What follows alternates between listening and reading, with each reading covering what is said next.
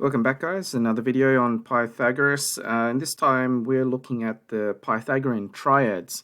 And the beauty about Pythagorean triads, they are, three integers that actually fit the theorem of Pythagoras.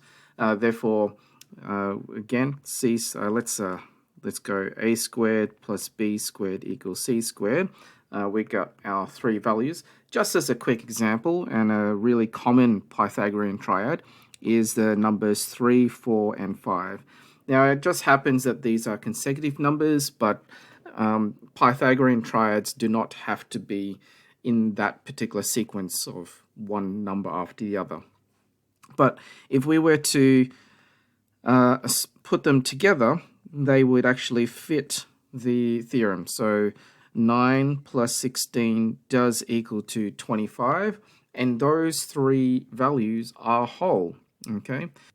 But what makes these numbers, more interesting is that if we multiplied, let's say, each number by 5, so we'll have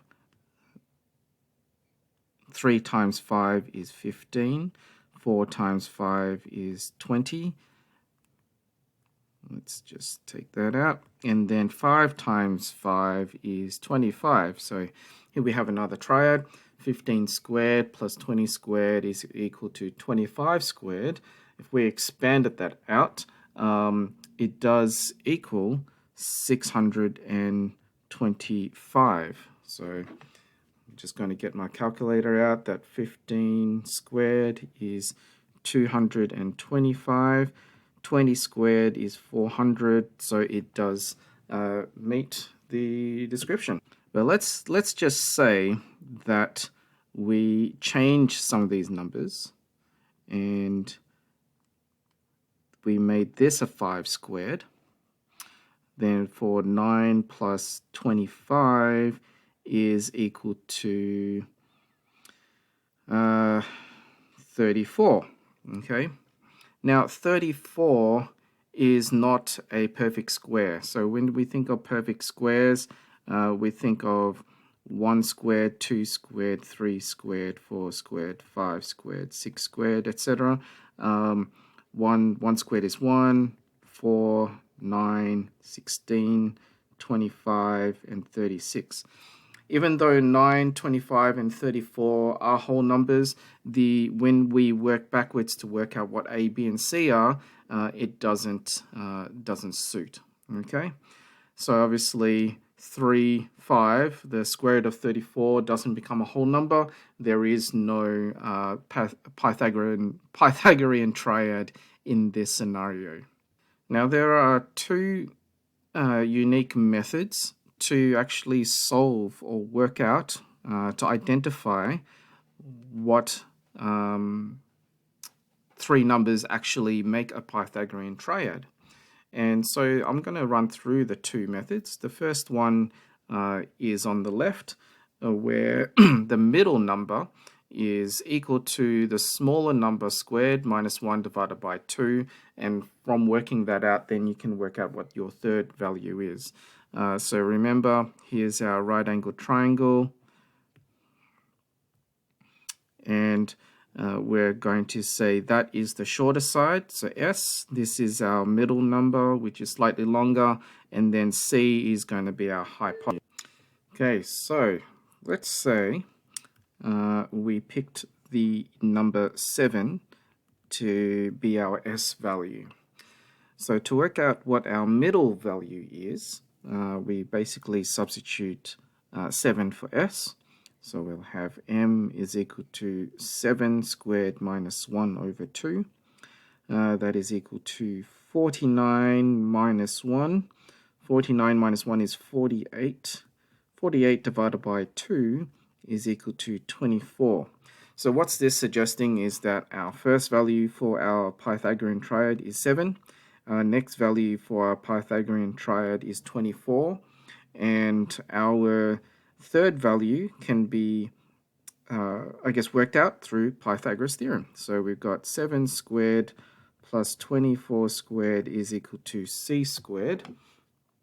And we've got 49 So 49 plus, now 24 squared is 576 is equal to c squared. That is 625, and the value of c is going to be 25. Okay, so the square root of 625 becomes an integer, and we can see that that becomes a Pythagorean triad. All three numbers are whole integers, which fits our description. So now we're going to move on to our second method. And the second method, I guess, fits three criteria or three rules. And you have an x value, you have a y value, and then I guess to work out your three values, three numbers in your triad, you're going to be working with these two numbers. Okay, so your x value must be bigger than your y value. So rule number one, x must be bigger than y. All right.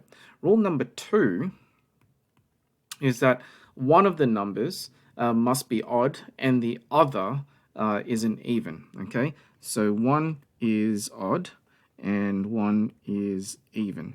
That's the second criteria or rule in the triad. So we're looking at this, I guess the first method. We can see that we have three numbers. We do have an odd number, we do have an even number. Okay.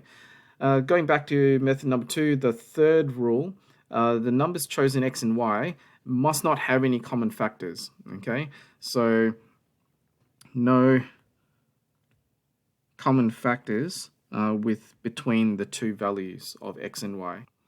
So for example, if you had 9 and 18, you've got the description that one is bigger than the other, that one is odd, so one is even and one is odd, so we go, yep, and it fits those two descriptions, but they both have a common factor of 9, so then that's not going to work out at all. So in this case, let's say that we choose our x value to equal 7 and our y value is equal to 2. Does it fit all three criteria? X is bigger than 2, yes. One is odd and one is even, yes. And does 2 and 7 have any common factors? No, they don't. So it fits those three criteria. Now we can actually work with these two values and substitute it in each of these three, I guess, formula. So our first number for this Pythagorean triad is going to be 2 times x times y. Okay, so 2 times 7 times 2 is equal to 28. So that's going to be our first value for our triad. To work out our second value of our triad, we're going to have substituted into x squared minus y squared. X squared is 7 squared, take away 2 squared. So 49 minus 4 is going to be 45. So that's our second value for our triad. Our last value of the triad is it's very similar, but it's going to be 7 squared plus 2 squared, which becomes 53. So then what you could do is this is going to be your A value, this is going to be your B value, and this is going to be your C value. And you can substitute it into a squared plus b squared equals c squared, and you'll notice that all of those three work together as a Pythagorean triad. We have a couple of questions here where we wanting to work out whether these triangles are right-angled triangles, even though visually they don't look like it, but we've got values and we can see if we can prove that they are or not. Okay, the longest value is always going to be your hypotenuse. Okay, so what we could do is we'll go 10 squared plus 12 squared is equal to 14 squared.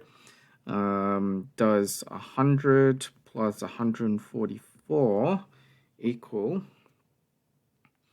let's get the calculator out, 14 squared equal 196, and we could say that by looking at it really quickly, 244 does not equal 196, so this is not a right angled triangle. We'll just do the same thing with the second triangle on the right hand side. So we've got 7 squared plus 11 squared is equal to 13 squared. 49 plus 121 is equal to 169. 170 does not equal 169, so therefore this is not a right angled triangle. Okay, so hopefully this video helps you with Pythagorean triads and giving you tips and ways to prove whether a triangle is right angled or not. Alright, I'll see you in the next video.